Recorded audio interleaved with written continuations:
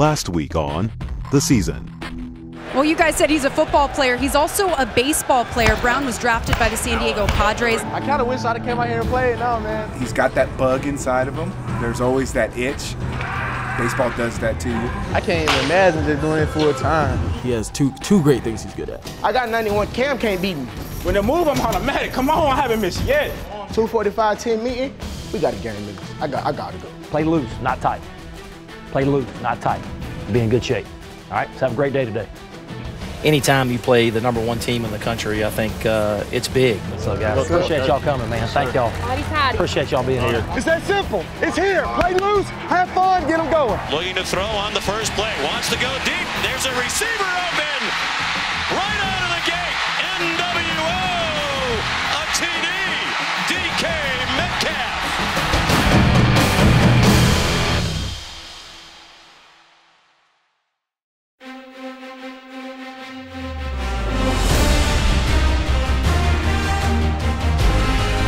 Get up! Bam! Let's go! Ball! Let's go!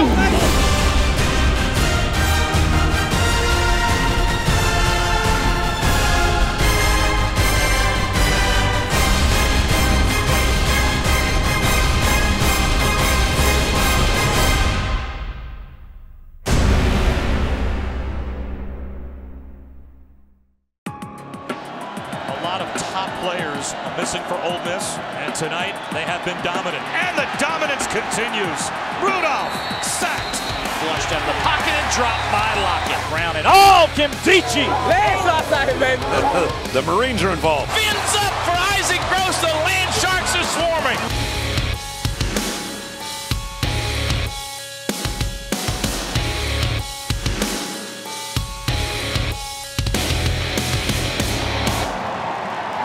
Landshark Nation, baby. Landshark Nation, baby. Landshark Nation. With it nearing a decade since Rebel Nation was first introduced to the Fins Up, and with so many fan favorites evoking the celebration, it's more important now than ever to remember exactly where it came from. To acquire the exact origin of this phenomenon, one must travel to the lush mountainous region of the Pacific Northwest, the home of the original land shark, Tony Fine. When he was younger, I always believed that, you put your children in sports, keep them busy, you keep them out of trouble. When Anthony was 5, I decided I was gonna put him in football. And the first day I took him there, he's like, Mom, he said, I don't wanna play football. I said, why? He said, them kids are trying to hurt me. I said, you'll learn it, you'll be fine. Well, history is he loved it after that. He became a quarterback in high school, and he was a great quarterback. I mean, there's many times he gave us heart attacks because he'll run backward and then he'll run back for a touchdown. I was like, how did that just happen? Although football was Tony's lifelong passion, he made a unique decision upon graduating from high school. He said, I really feel like God's telling me that I need to go in the military. He said, we're at a time of war. He said, I could go to college now, but I think that I need to serve my country first. Anthony didn't like taking things easy. He didn't want no easy way of doing things. If it was boring to him, he just didn't want to do it. So he went with the hardest job. I have to admit, I was even shocked when he told me to be a Cal Scout. I was like, do you even understand what that means? He's like, I'm gonna do it. He sent me some pictures of him at the gate, and he had these children that were there, and he was handing out the candy I had given him to them, which was fine, except for that some of these children hooked bombs, their families hooked bombs to them. So they really were not supposed to be doing that. And I told him, I said, son, you gotta be careful. He said, Mom, he said, if God wants to take me loving on some children, he said, these children don't have what we have. He goes, and my pocket's full of candy. If that's what's gonna put a smile on their face, he said, I'll take the chance. I believe Anthony actually was more focused when he was downrange. He would send us pictures of him working out. He took advantage. Anytime he can get in the gym, he was in the gym working, like just huge. And when he came back, he was not the skinny quarterback Anthony anymore. He was like all lean muscles. It was time for him to go on to the next stage in his life. So when he gets out, he went to a junior college. He went to Scottsdale. And I was actually shocked that I thought he was so good at being a quarterback that he would stay in that position, but he literally went to defense. And he was really good at it. He said, well, we need to move you to, middle linebacker. And he just really took off. And then colleges started, inquiring. When Fine arrived on campus in 2007, the Rebels were projected to finish 5th in the SEC West at Media Days. But number 47 was ready to make noise for the red and blue. Good, Tony. Tackle like a man now. Let's go. Come on. All right. Not bad, Tony. Not bad, Tony. Despite the preseason ranking, the Rebs were loaded with talent on the defensive side of the ball, and Fine needed a way to stand out from the crowd. The Land Shark was started. Me and Tony was good friends. I was the second string nose guard. He was the second string linebacker. So it was kind of one of those things we would always compete against the first string to kind of push those guys. I remember we was in camp and Tony came over, kind of just talking about how practice was that day. And he had asked me, Poe, I want you to hold that double team down. I'm gonna come through there like a shark, baby. So it's kind of one of those things. He kind of started at practice, and then we took it to the game, and the rest has been history. But that's how the Land Shark kind of was created. There is a different level of electricity and enthusiasm in this stadium tonight. There's the give. It's Hawkins, and he is plastered as he trying to work the middle and driven back by Jarrell Poe. Jarrell Poe is coming on, folks. Look at Jarrell. He's excited. People's like, what was that? Everybody liked to see guys' celebration. The student section started throwing it back at us. They took it and ran with it. And of course, like I told you, when Tony made a play, the whole world would know. So Tony took it and ran with it, and it's just been our thing ever since then. He's going to give to Williams, and Williams is in deep trouble. Tony Fine read that like a cheap novel. Came blowing through there and dropped him at the 23-yard line. How about the senior from Washington State? Wow. What had started as a practice celebration had begun to gain momentum. And by the end of the season in 2008, signaling fins up had become second nature.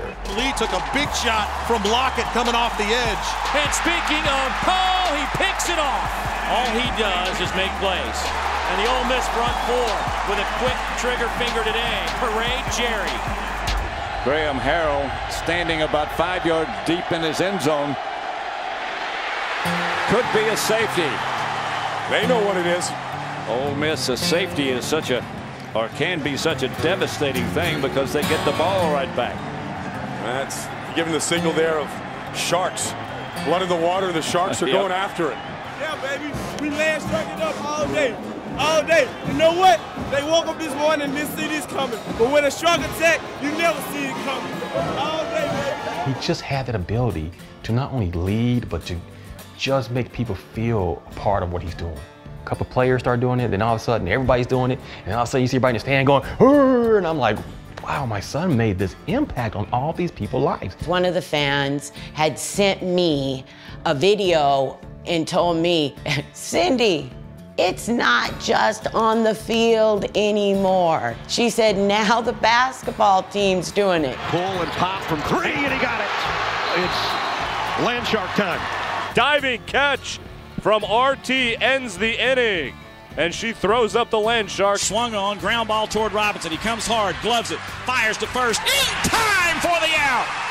And he throws up the Land Shark. It had moved now from the field to other aspects of the college, which was really good to see because it's a mark of excellence. It's like, I'm doing my best. I'm giving it my all. Here's the snap. Quarterback in trouble in the backfield and sacked by Marquise Haynes, and he's got a Land Shark there. That's why it's so quiet here. The thing that's cool for me is that when the Land Shark really took off, it wasn't just football. You saw pitchers from softball doing it. You saw baseball teams doing it. You saw Marshall Henderson doing it, making a 3 and throwing up the Land Shark. So the fin became synonymous with Ole Miss and with a big-time play. Throughout recruitment, that's all I heard about. The Land Shark defense. And you might see somebody throw it up a few times. Land Shark defense. I even got it tattooed on me, Land Shark defense. That's one of the things that made me want to come here. This is a place where you got a standard set, and that's just a part of the standard. When you make a play, you got to do that. Yeah, it's like a brand. Like it's something that our defense stand for. It's just a bonding thing with the fans and everyone around this campus. Oh, you're really anxious, but you got to wait for the right moment. You know, it got to be a big play. You're going to do when you make a play that's, out of the ordinary, something special, something that's game-changing. You finally get to throw what everybody's talking about and to finally make a play and do it, that's exciting. Do you remember your first fins up? I think my very first fins up was... The first time I threw fins up. Oof. First time. I actually do, I think. I think it was my sophomore year we played Wofford, and that was the first time I think I ever threw it up. Big stick on Nick Colvin from Zedrick Woods. Hello, Mr. Woods.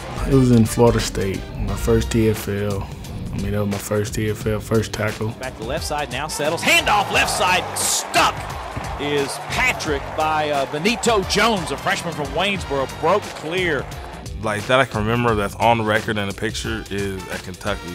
And I have like a picture, that's why I got SEC Player of the Week. Has time, now in trouble, he's hit, he's going to be sacked back at the 16 or 17 yard line as the pocket collapsed.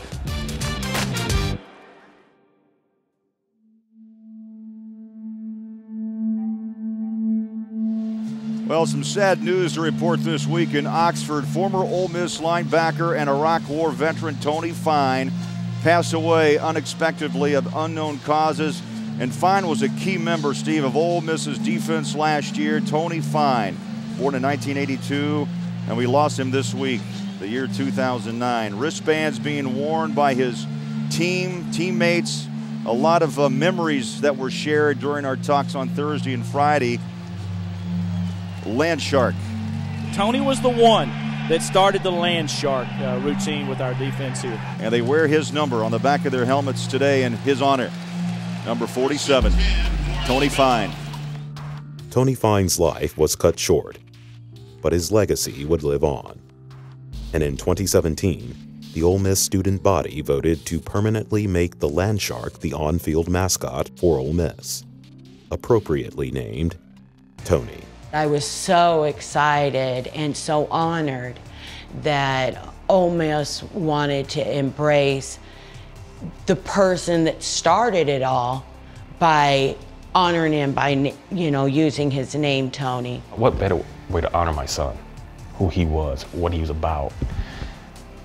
I did like it. The Fins Up is just a unifier. It's something that everybody was part of. No matter you're rich, you're poor, no matter you're black, you're white, or whatever background you come from. I found it to be very beautiful that it grew like that and that everybody embraced it and understood what it meant. We're hunting you down, we're gonna get you, we're gonna get where we gotta go to. And that's kind of what Anthony, who he was. I'm gonna get to where I need to be at and make it happen. I know he can see it from where he's at. I just wish he could be there to be a part of it and to be able to sit here and speak about it from himself. I thought, I'd take you right now. I would take you in the living form right now over this, but you know what, son? You left me a legacy, and I'll embrace that, because I wouldn't change having you for one moment of all this pain my heart feels for the honor that it was being your mother and watching your legacy move forward. His legacy. Anthony's legacy, I would say, is about impacting people's lives. He was actually a very big part of his family. And he made an impact on our family. And I'm not talking about in football, I'm just talking about from the person he was and who he became. When I seen that the school had embraced my son's legacy like that, all of a sudden I knew that he lived long enough for that to come into effect and then God took him home. It gave peace with me that my child had been created to be a unifier to a college and to bring something that everybody could embrace. With its simple move of achievement and excellence on a football team so that he could get noticed. That it took a life of its own the way it did really touched me as a mother.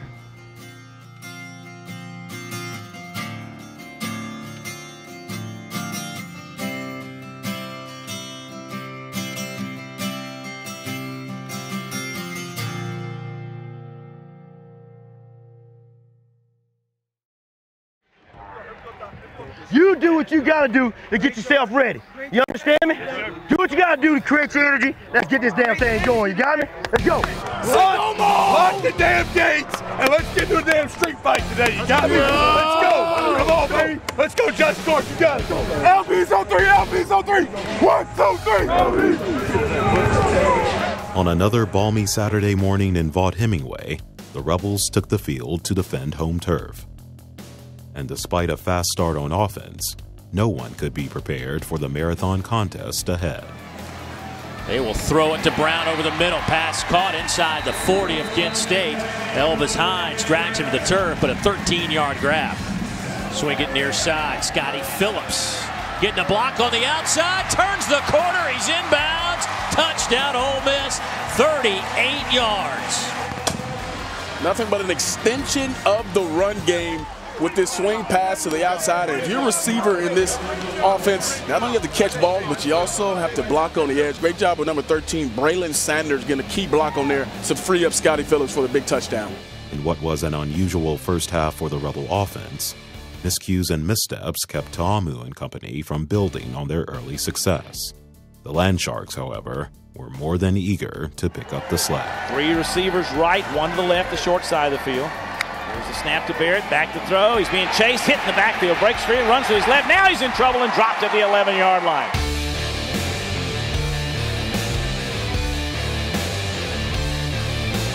That's what I'm talking about. Let's go. Let's go. Hey, hell of a job. First down in trouble and sacked in the backfield is Barrett. Rankin in trouble, gobbled up in the backfield. Victor Evans was there for Ole Miss. After a half, Kent State has come to play. It's Ole Miss 7, Kent State 7. And we'll have Richard visiting with Matt Luke here in just a moment. Coach, you only give up 7 points, but you only score 7 points. What'd you like? Yeah, I just good by the defense. I think they got 7 sacks. That's a good thing. That's an improvement. Offensively, we got to finish when we get in the red zone. There's too many penalties. We just got to finish when we get down there.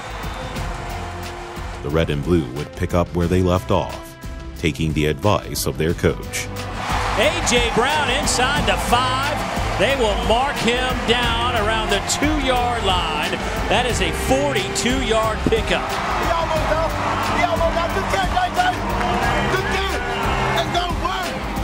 They'll go Phillips. Bounces off a man into the end zone. And that's how you start your first drive if you're Ole Miss, especially offensively.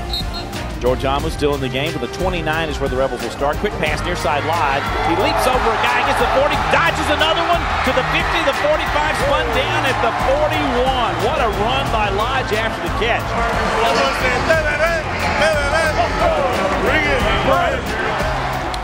Ta'amu going deep down the middle, and one-handed grab. Touchdown, Ole Miss, DK Metcalf. Nasty wideouts in full effect here in Oxford, Mississippi. Let's go! Six. That boy, right? The Rebel defense would follow suit, making a few plays of their own. Barrett goes far side with it. And loose football on the turf. Kerrigan just dropped it. I don't even know if anybody knocked it out of his hand. The receiver got hammered, Corrigan. It came out, and C.J. Moore recovers the football. And Ole Miss has a huge break around the 34. Hey, they gonna take it, buddy. Hey, good job, good job. Well, whistles are blowing on the field right now after Ole Miss gets the football, as lightning now has struck within 8 miles of the university system. Well, and they're sending them to the locker rooms right now with yet another lightning delay. Ole Miss leading 31-17. And those fans that have stayed, we need to give them season tickets for next year. Man, they need to come on, call the game, or we just need to come on, play in the rain. It's a sad day. We just trying to play some football. You know what I'm saying? This is what the second break. Ready to get this game started again, man. Little rain ain't never hurt nobody. When the weather finally broke and gave the Rebels a chance to finish, that's exactly what they did. It's a handoff on a draw straight ahead. That's Scotty Phillips. Phillips to the 25, to the 20, and knocked off his feet at the 18-yard line. And you like to score, but you like to get this game over with, too. Fake to Woolard. Handoff to Woolard, actually. He goes straight ahead. He's in the end zone. Touchdown, Ole Miss. Took a long time, but the Rebels nonetheless get the victory over Kent State, 38-17. The game had taken 6 hours to complete, testing even the most faithful of the Rebel Nation. Hey, thank y'all. Thank y'all for staying. Thank y'all for staying. Woo! Hey, appreciate you. Hey, thank you. Thank y'all. I appreciate it. Thank y'all for staying. Yeah, I got you.